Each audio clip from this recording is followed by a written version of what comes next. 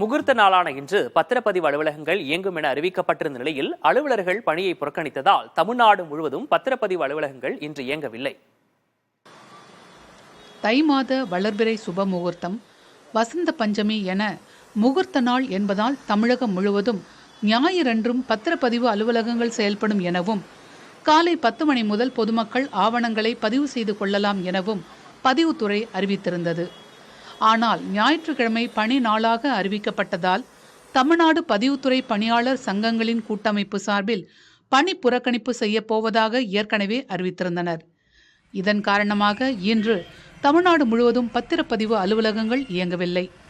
நாமக்கல் மாவட்டம் திருச்செங்கோடு பழைய பேருந்து நிலையம் அருகே உள்ள பத்திரப்பதிவு அலுவலகம் பூட்டி மூடப்பட்டிருந்ததால் எந்த பத்திரப்பதிவும் நடக்கவில்லை. பத்திரப்பதிவு அலுவலகம் திறந்திருக்கும் என நம்பி வந்த பொதுமக்கள் ஏமாற்றத்துடன் திரும்பிச் சென்றனர். திருத்தணி சார் பதிவாளர் அலுவலகத்தில் சுப முகூர்த்த நாளில் பத்திரப்பதிவு செய்யாமல் அலுவலர்கள் பணியை புறக்கணித்து போராட்டத்தில் ஈடுபட்டனர். மதுரையில் 26 மாவட்ட பதிவாளர் சார் பதிவாளர் அலுவலகங்கள் செயல்படவில்லை. அவசர கதியில் ஏற்பாடுகளின்றி அறிவிக்கப்பட்டதால் பணி புறக்கணிக்கப்பட்டதாக கூட்டமைப்பு சார்பில் தெரிவிக்கப்பட்டுள்ளது.